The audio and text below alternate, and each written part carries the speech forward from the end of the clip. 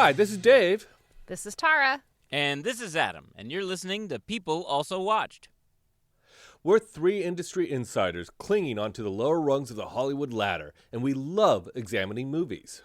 Every month, studios release big-budget features, and for every one of those, there are a ton of lesser-known movies you just might love. So as we cling here to the bottom of this career ladder, we're going to watch big-budget movies, and we're also going to introduce you to an older, nearly forgotten movie that people also watched. So like and subscribe to us wherever you listen to podcasts. Oh, and don't forget, we're also on social media. We've got Twitter and Instagram, and the handle is @PeopleAlsoWatch. So join in the conversation. Send us a message with what you think we should watch next, and any thoughts you had on any of our previous watches. I like that. We have lots. Send us a message on what you think we should think. Boom. Yeah, please. We're not smart people. We're not There you go. smart. That may be surmised by the movies we chose for this week. I don't know. Twins separated at birth discover each other and devise a plot to get their parents back together. But this Freaky Friday gets super freaky with sewer boys, an amputated vagina, and a scene that proves that incest is best kept in the family. In Dicks, the musical. Based on the off-Broadway show Fucking Identical Twins, is written and stars Josh Sharp and Aaron Jackson. The cast also features Megan Thee Stallion, Nathan Lane, Megan Mullaly, and Bowen Yang as God. So, Tara, what is your logline for Dicks the musical? First of all, I think it's Megan Thee Stallion. Let's please play her proper the. Oh, that's on me. Yeah, that's Okay. Okay, so Dicks the musical. Oof. Okay, if you made The Parent Trap a musical by John Waters, except 1,000 times more graphic, inappropriate, and upsetting. Nice. That's very succinct. I'd buy that. Yep. Yeah. So they're calling this an off-Broadway show, but it was at the UCB theater in New York. What the hell's the name of that theater, Tara? Well, it used to be to the UCB theater, wasn't it? Yeah, I thought it had another name. Regardless, it was there for, a couple years. They kept... Was it? I was wondering. I didn't know that. Yeah, so it was there for a couple years, and the two guys, Josh and Aaron, they played all the roles, and it was just a two-man show. And they kept bouncing between the different characters, and that's how they did this show. And it was huge. Like, everyone loved it. They thought it was hilarious. I had never heard of it before Mandy went and saw it in the theaters and was like, "You have to see this movie." Yeah. This was in the theater? I didn't know this got a theatrical release. Oh, yeah, it got a theatrical release. It came out, I want to say, in October or November of last year, 2023. Yeah. I don't know how well it did. It did not do well. I think the what is that called? The income, not the budget, the profit. The box office. The box office was something like 1.6 million. It was like. That's surprising to low. me, even that level. That's very low. No, I mean, like, I'm surprised it made that much money. Yeah, that's what I'm saying. Wow, okay. I mean, all I could say is, like, going along very quickly when it gets... listen, I have no problem with raunchy. I think we all are into whatever. And I think it was quickly like, oh, this is really modeled off of, like, what John Waters was doing in the 70s, right? Sure. And, like, really pushing the boundaries of what people would tolerate watching on screen and what was, like, decency and, like, really questioning that. I think this movie did it to the... There is nothing else we could see on screen after this movie. Yeah, it went to a point that I was... Like, I went in knowing it was going to be raunchy because Mandy told me so. But when it got to Dave's favorite scene in the movie... even I was just like, what is going on? Yeah. Well, it takes a sharp left turn. And you're like, wait, hold on a second. What's amazing is it takes a sharp left turn with 5 minutes to go. Yes! And it was, so basically what happens is these twins discover each other. They get their parents back together. They become a family, and then the twins decide they have to marry, and there's a 2-minute them fucking each other scene. Yeah. I mean, it's literally fucking identical twins. Yeah. And there's one shot where they're 69ing, but standing up, and they run across the screen. And it's just an impressive feat of stunt choreography. I'm sorry. There's like the hallway fight in Daredevil. There's I'm sure there's some kind of saber fight. There's the saber fight in Phantom Menace between Darth Maul and Qui-Gon and Obi-Wan. This was also a saber fight. Yeah. Hi-oh. And then there's running across the screen while 69ing. Yeah. All impressive.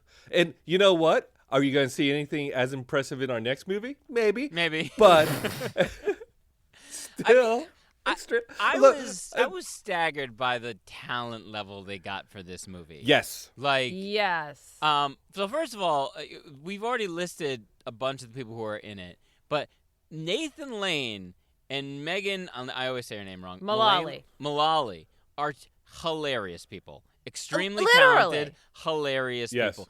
And they're both really fucking funny in this movie, too. Yes. But the things they make Nathan Lane do, I'm like, did his agent not read the script? Or did he not read the script? Because once the twins find out they're twins, they go to their respective parents, and they kind of, question very them parent about... trap. Very parent trappy, right? Yeah.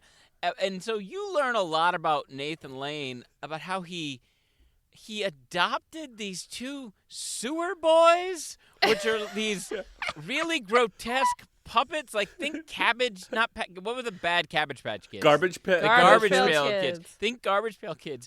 And he feeds them by spitting lunch meat into the cage.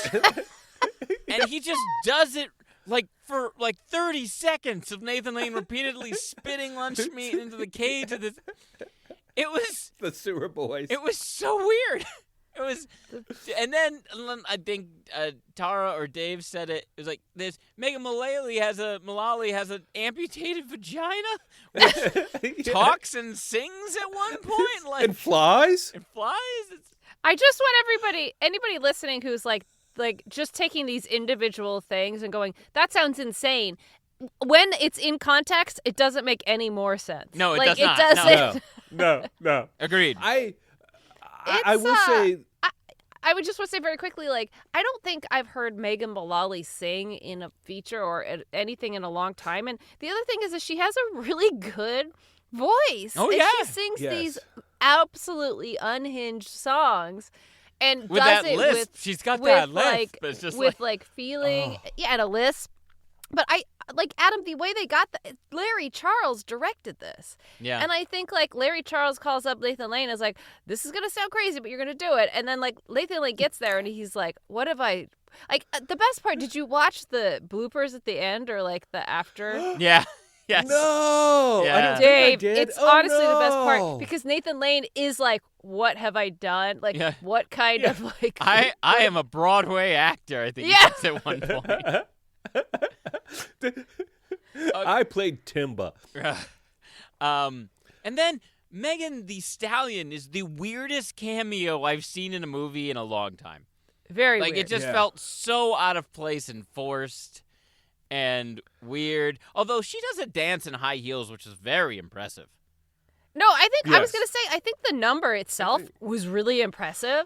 It felt like, that's actually one of my favorite parts, to be honest, because I thought it was an interesting, that number. It was a nice, refreshing musical, sort of going away from the musical form, which is she does a Megan Thee Stallion, rap sort of about, her life and, what she is in that world. And I was like, oh, I kind of like this. Yeah, if she was a main character, I would have loved it, as opposed to a character that had 3 scenes. Yeah. But, you know, that's whatever. True. I will say this, and I'm probably in the minority here.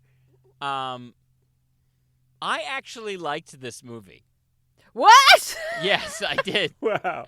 I did. I liked this movie because for the first time in a long time, a musical shocked and surprised me in a way I did not. I did not expect. And every time I thought they'd gone to 10, they went beyond it. Oh, they went to 20. They went to 20, and then and were all the jokes good? No.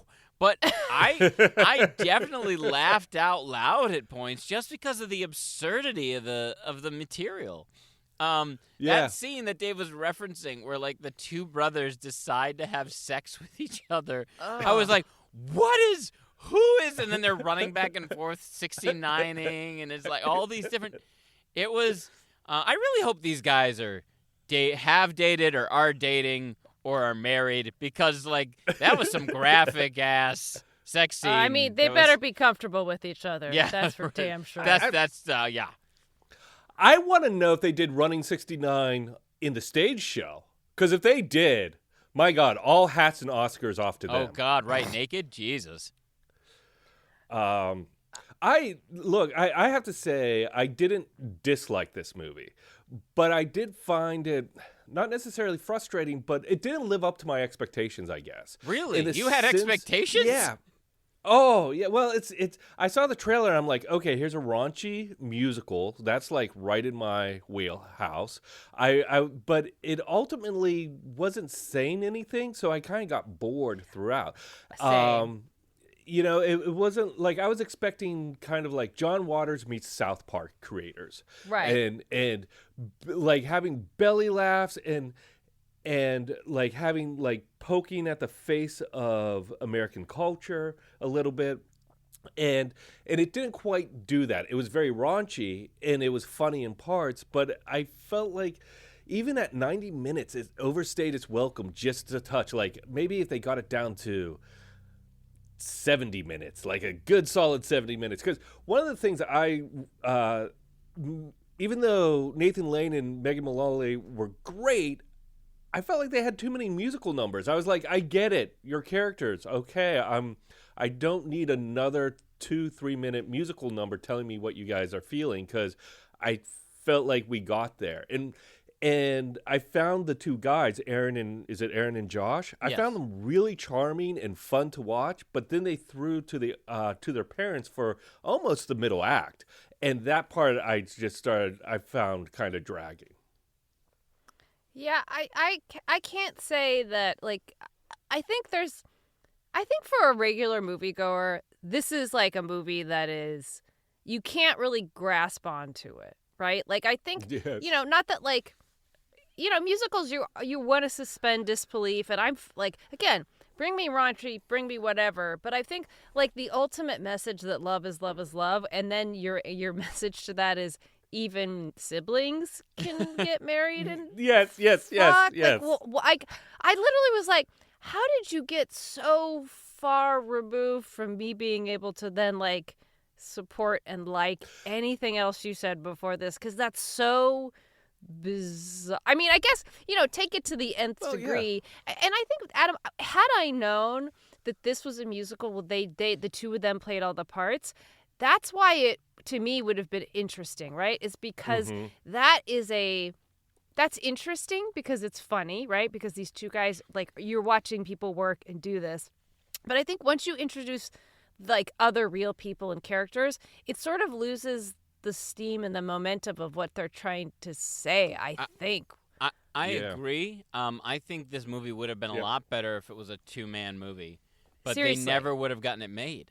No, never. They never would have gotten it made. And I have no doubt what happened was someone saw this. Let's just say it was Larry Charles saw it. Right? And you're like, dude, this needs to be a movie. And he went to the guys and like, guys, this needs to be a movie. And they got super excited and they were fucking thrilled. And then slowly, it just probably got away from them.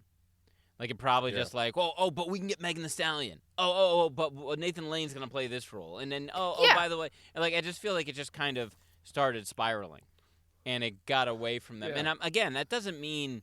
Again, I liked the movie. I thought it was funny and weird, and I had zero expectation going in. But I think you're right, Tara. I think it would have been a lot better if it was just the two guys. But then we're also theater people. You know? Comedy people. I don't know if that's a part of it. Well, I think even that, like, to me, I'm like, I think that's why we watched it at all. Honestly, I can't imagine regular people sitting down and even making it halfway through this movie. You don't think the Midwest would dig this movie?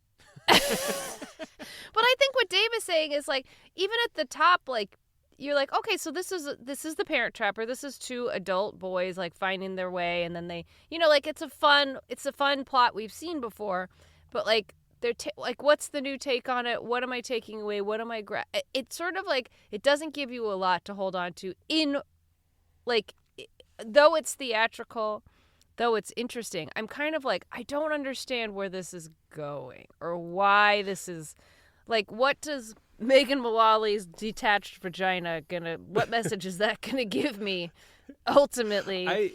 And the sewer boys, like, I thought initially, like, that joke was so fucking well done, because Nathan Lane talks about how he comes out of the closet and he's really into sewer boys. And I was like, is that some hilarious gay term I've never heard? Because that's fucking hysterical. And then they show it, and I was like, that's also hysterical. But then the sewer boys thing becomes like a real rest of the movie thing. And I'm like, what is this? Well, going back to what you said about... like, how can you take anything away from what they were saying earlier if at the end it's siblings marrying and having sex, or identical twins doing that too? Yeah. That's one of the things I was hoping the movie would do. I didn't know it would go there, but once we were there, I was like, oh, I wish the whole movie had somehow, like, gave the argument in its own absurd way that that you supported as well. Like, as an audience member, you're like, yeah, these two should be together. And that's what, like, that really smart comedy does. I think with what was the musical about now I can't think of anything about it. From the South Park creators, and the Book of Mormon. Book of Mormon. Okay, yep. And like the Book of Mormon, you're like, they create this argument that by the end of it, no matter how absurd it is, you're on their side. Right. And that's what I think was missing from this. I think if I could come up with any argument from the movie to say, hey, you know what? This is why the two brothers marrying each other is really funny in the end. I'd be like, this is a great movie. Right. But it just, if you want to go that far, I think you have to take the audience with you. And this one, for me, didn't take me with it. I will say, I think they missed a great opportunity at the end when they get married to have them both turn and be pregnant. I think they missed that opportunity. Like, I think that would have been a great button to the fucking... Yes. Adam, that's fucking brilliant. Like, right? Like, they both turn, and they're really gonna glowing. take it. Yeah. Like, let's go there. Let's fucking go there. Yes.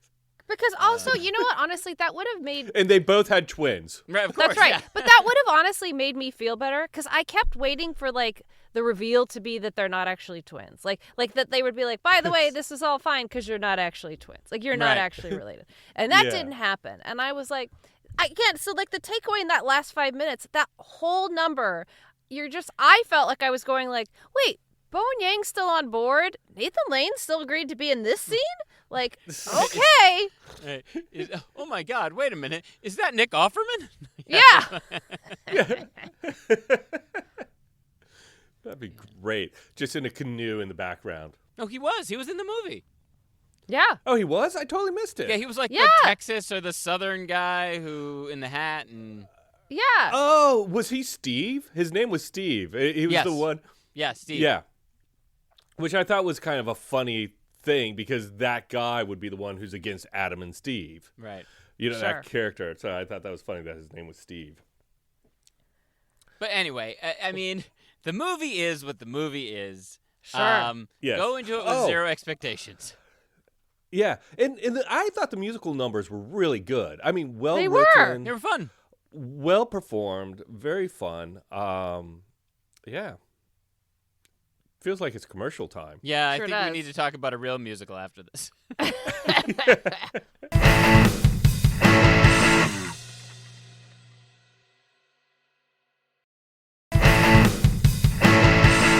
Now here's a movie that people also watched. We're going from a musical that was inspired by an off-Broadway show to a musical that was, according to the credits, suggested by the song Singing in the Rain, which also happens to be the title of the movie. Singing in the Rain was released on April 11th, 1952, and stars Gene Kelly, Debbie Reynolds, and Donald O'Conner. It was directed by Gene Kelly and Stanley Donen. Okay, what's your logline pitch for Singing in the Rain, Tara? So silent film stars who are trying to make their way into the talkies, have to do what even Hollywood stars today do, which is lie to the public about their potential relationship. Meanwhile, Gene Kelly falls in love with the chorus girl, who's actually much more talented than the lead, which also still happens today.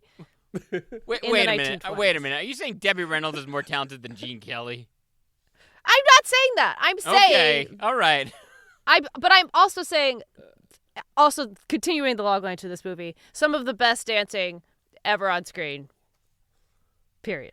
Done. Oh, yeah. Sorry, I didn't mean to cut you off in the middle of your logline. That's right. That's it. This is the first time I've ever seen Singing in the Rain. When you told me that blew my mind. I was like, you've never seen Singing in the Rain? Yeah, never sat down and watched it. And I have to say, I think as story goes, it's as loose as what was it, Dick's the Musical. Really?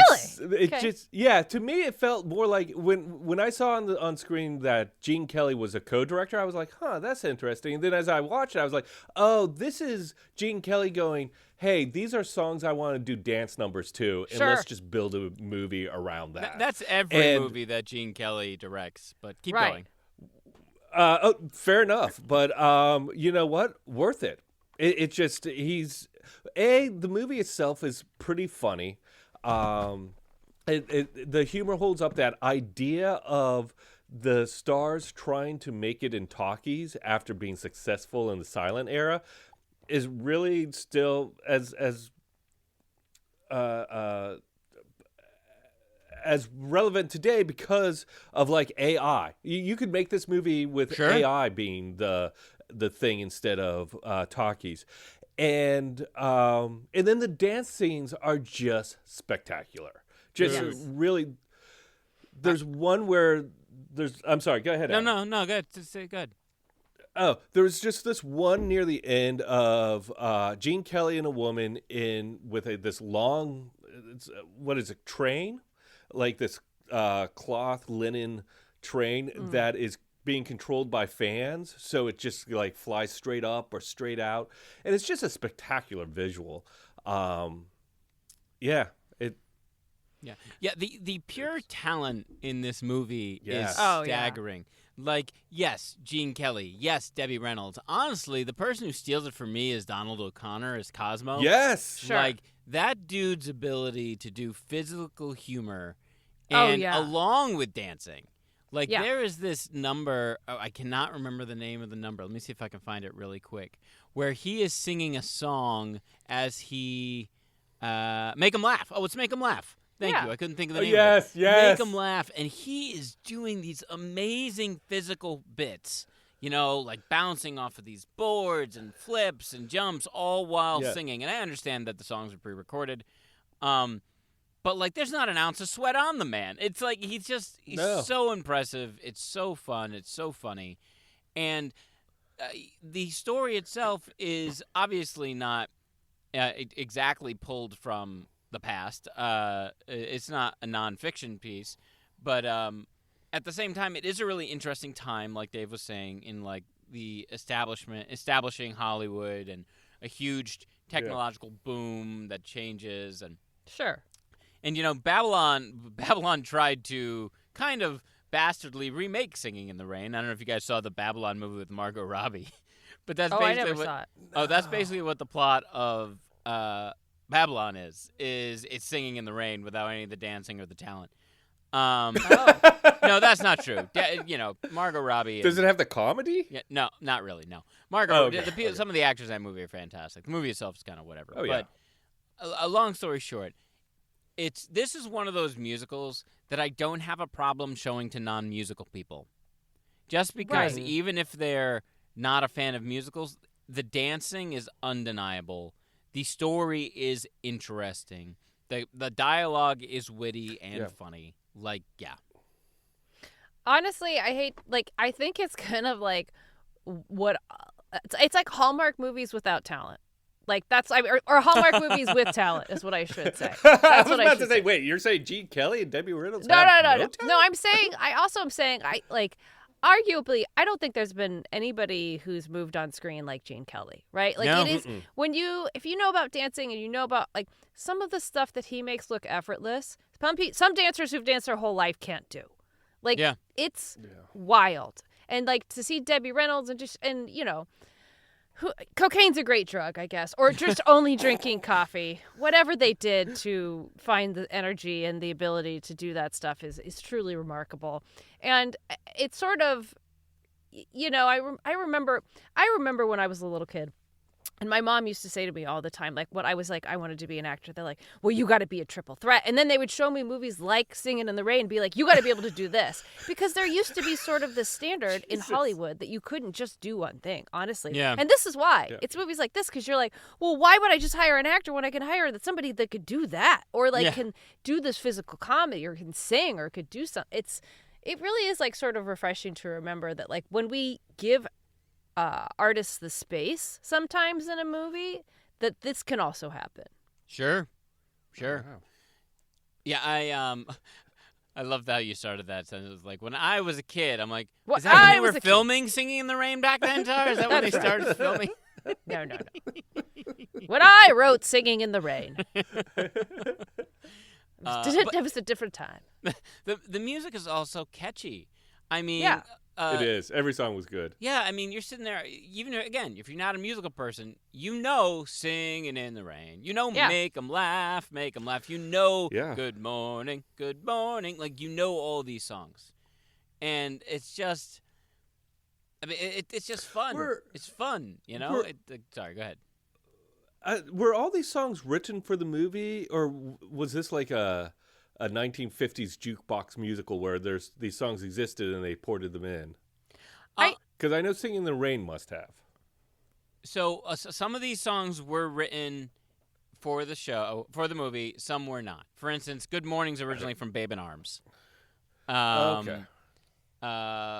You know, but like Arthur Freed, who is one of the guys who did the lyrics for a lot of these songs, and like for instance, he did the lyrics for Singing in the Rain. Like some of these songs were written just for this movie. Some were written by Freed for other movies, but all the music was from the same composer. Does that make sense? Yep. Yeah, totally him and Brown. Sense. I can't remember what Brown's last name is. First name. Hold on, I got it right here. Nacio, Nacio. Oh. Yeah. Oh wow. But yeah, it's good stuff. It is funny after I watched Dix and then I was like watching this, I was like, why did we put these two together? Well, it's because, and I'll tell you why. It's because Dave had said, hey guys, have you seen Dix the musical? We should do it, and what was the other movie, Dave, that you originally suggested? Freaky Friday. Freaky Friday, because it would have been appropriate. And I'm like, well, if we're going to do a musical, we should do another musical. And I think there'd be nothing more opposite of Dix than Singing in the Rain. I think it lines up perfectly with people also watch, because I could totally see, I mean, both are on Max right now. I could totally see Dix the musical, and you scroll through like what other things people watched, and this would be on there. I think what all the listeners should do is on Friday night watch Singing in the Rain. Sure. And then Saturday night watch Dix. Watch Dix the musical. Just revel in how far we've come as filmmakers, composers, and artists in general, because or how far we've fallen is what. Either way, I mean that's up to you. However you want to view it. When did Singing in the Rain came out? Singing in the Rain came out 1952. 1952. Wow. I mean, that's this is 70 just like years. Treat it just like a Barbenheimer weekend. You know? Yes. I mean, yes. Dix is the Oppenheimer in this scenario, just as a note. But what would you call it? How would you ship it? Like Barbenheimer. Singing in the Dicks. Singing in the Dicks. Singing in the Dicks. Or dicking in the rain. Dicking in the rain. Dicking in the rain. Singing Dicks the Rain. I don't know. Anyway. The musical. The musical. Oh, my God. Something I always say about watching these old movies, and it's one of the reasons my grandmother used to love watching these movies, too. You just feel good when you watch them. Right. Like, it's a feel-good movie. There are sad moments in the movie. You definitely go on an emotional journey, but you leave the theater, you leave your couch feeling good. And I think that's something that a lot of Hollywood has forsaken of late. And, like, they're all about making you feel something, but they don't care what that feeling is. Does that make sense? I feel like a lot of the movies back then were created with the idea of, like, look, man, life's fucking tough. Go spend a nickel, go to the movies, watch a movie, and come out feeling good. And right, but that was that's why Hollywood existed, because life was too hard. So like that now it's like we've grappled with, we've all grown together, and we're not necessarily we weren't at war. So like it's a little different with like the Hollywood messages. But I do think if you look at all the mandates in Hollywood right now, for the last year plus, they've been like, we want romantic comedies. We want lighthearted. Like that's why, again, I go back to the Hallmark Channel or Lifetime, and like that's why those channels are thriving, because you turn something on, it's just going to be a lighthearted, positive, doesn't sort of make you think hard.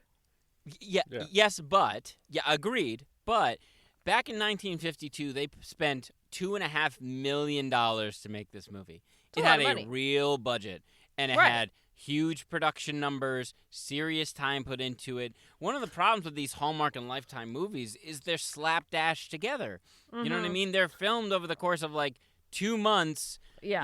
With not even 3 weeks. Yeah, people not on set at the same time. The scripts are very loosely cobbled together. No efforts put into any of it. It looks like garbage because it's all shot digitally, and it's not colored. It's just got the standard Rec 709 filter put on it. Like, like Dave, that number that you mentioned with the woman's train, like how many takes do you think it took to get that? I was wondering the same thing, because it's not the dancers, it's the fan. Just the fan. And trying to get that to go your way must have been a nightmare. Or I think about Make 'Em Laugh, and there were a number of, like, he would do a verse in this area, and he would do, let's say, 10 physical bits, and then he'd do the refrain on the next set, whatever the next set was, and like he'd then do another 10 physical bits. The number of times the takes he must have done to do that, the amount of physical damage he did to his body to get these takes, and these guys aren't young, like that's the thing. Gene Kelly and what's his name, Donald, I keep forgetting. O'Connor. Thank you. O'Connor. These guys are like in their 30s, 40s when they're doing this.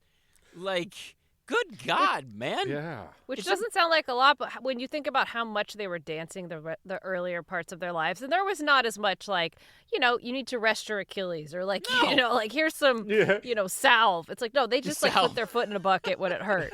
Exactly. They're like, here you go, shake it off. Yeah, here, have some cigarettes. That'll make you feel better. That's right. Just smoke more. If your lungs hurt, then you won't feel the hurt in your body. That's right. Yes.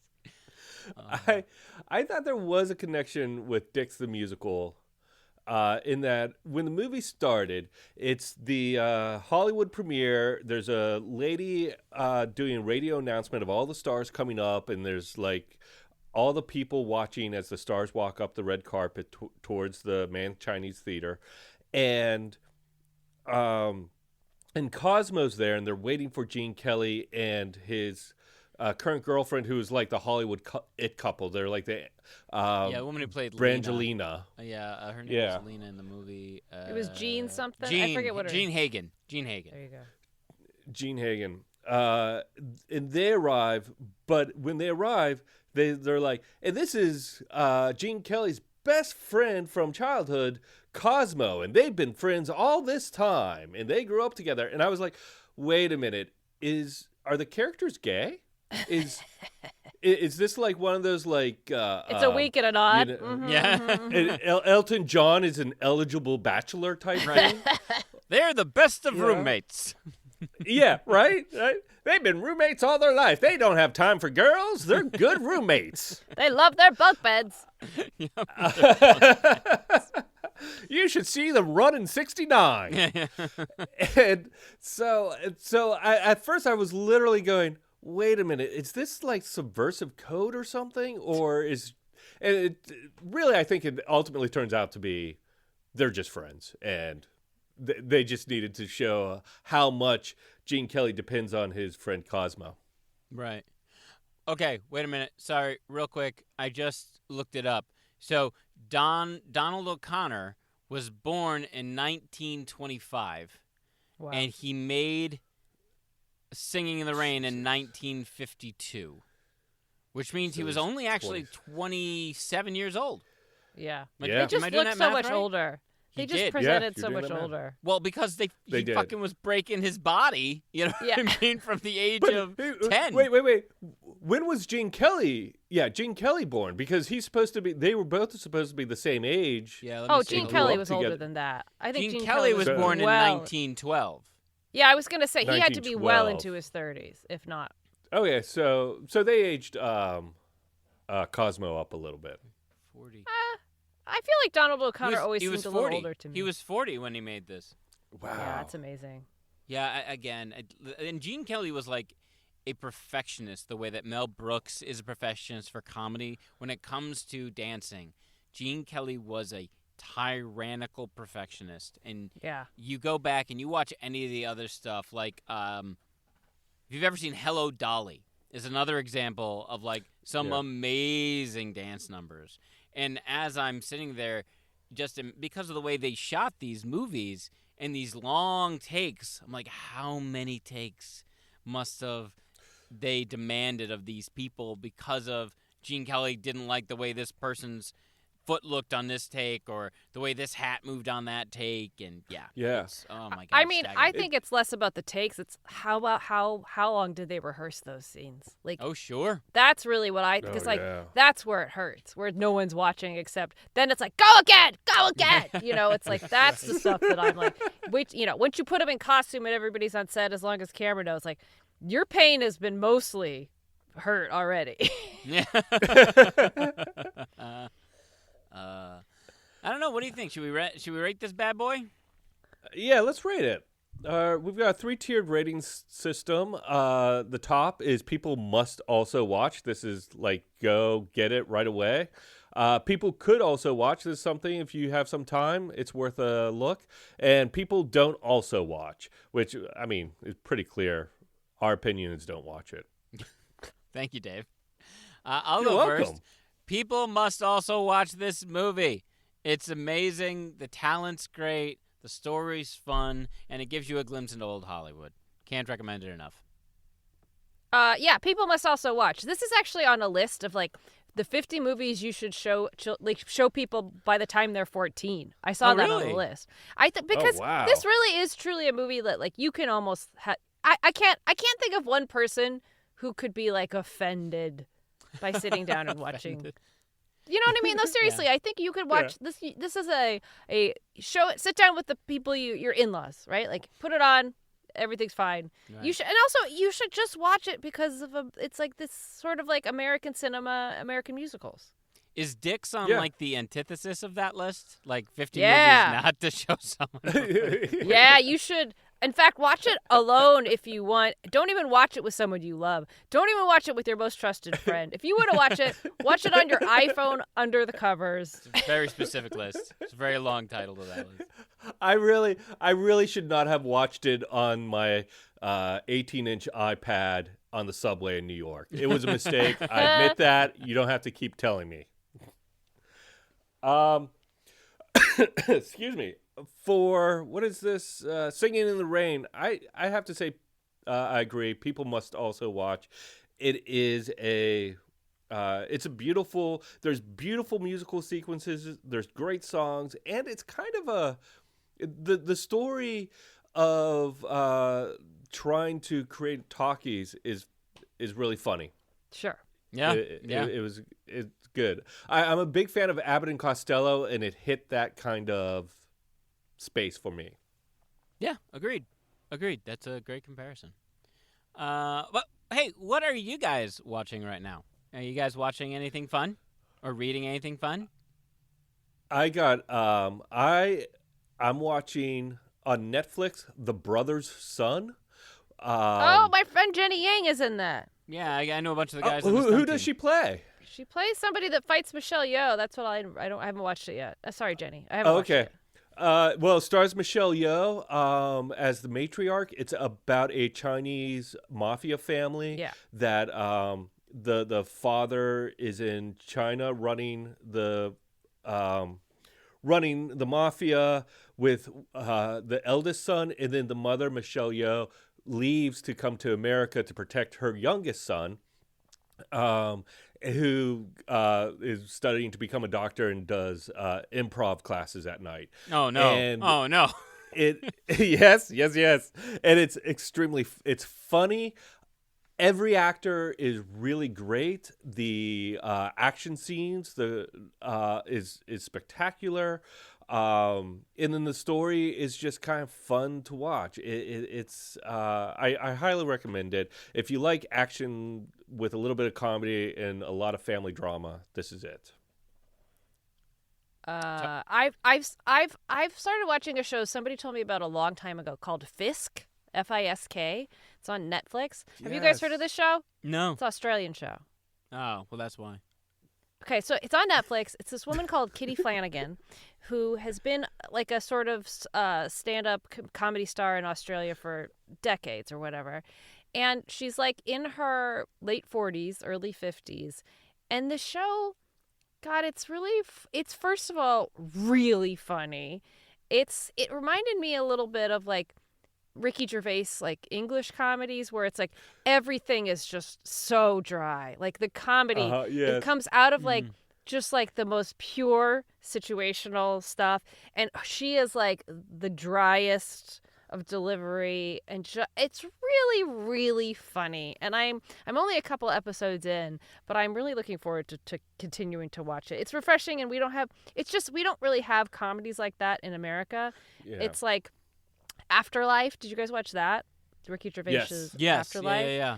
Oh God, I loved that show. And like the IT crowd. It's shows like that where it's like you just need a location or two. You put the right 4 or 5 people together, and they just exist with like very minimal situations, and it's so compelling. Anyways, it's good. Nice. Fisk. So I'm gonna deviate a little bit from the format. I'm actually going to recommend a service. So nice. I watch, Mandy and I do watch TV on the couch, and we watch TV on the couch too much. So what we ended up doing earlier this year is we signed up for AMC Stubs. Mm-hmm. And AMC Stubs, for $25 a month, we're not being sponsored by AMC Stubs. Although AMC we Stubs, should be. If you want to sponsor us. We'll come watch movies at AMC and review them. But the idea is that you pay $25 a month, you can see up to 3 movies a week for free. So $25 means that if you see more than 1 movie a month, it pays for itself. And the reason we do it is actually not because we were going to the theater. It's because we weren't going to the theater. And it's kind of like, why not just go out, grab some dinner, and see a movie that we probably wouldn't have ordinarily gone to see? Like, we just went and saw Miller's Girl, which has Jenna Ortega and Martin Freeman in it. Oh. And and they both did an excellent job in the movie. I think the movie has its problems, but the supporting cast was great. Go see it. Check it out. It's a little vulgar, heads up. Not something you want to see with your kids or your parents, but still. You mean like dicks? No, not like that. Not like that. But vulgar in its own way. It's the one where the professor and his student get into some kind of relationship. Right. The student falls in love with the teacher, and the teacher leads her on And anyway, and then I don't want to give anything away, but long story short, we wouldn't have seen it if it wasn't for AMC Stubs, and so it's worth it. $25. I recommend the service because it'll also get people getting their ass back in seats in theaters, and we need that for something other than fucking Marvel movies. Sure. No. Yeah. No, I think that's a really cool way to kind of make yourself go to the movies, because there are movies out there that I'd like to see, but I just don't want to, spend the $20-$30. Well, yeah. Well, I was just every time. Yeah, I was just at the park with my dogs this morning, and a guy was like, "Oh, Oppenheimer's coming out this week on Paramount Plus." And I'm like, "Yeah, but remember when we used to be excited because Oppenheimer was coming out in the theaters?" What I mean? Yes. But whatever.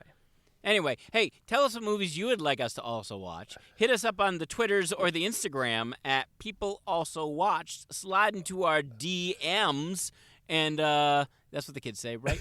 Slide into our DMs with your thoughts on what we have reviewed or what we should review. Remember, it's at People Also Watch. No ED.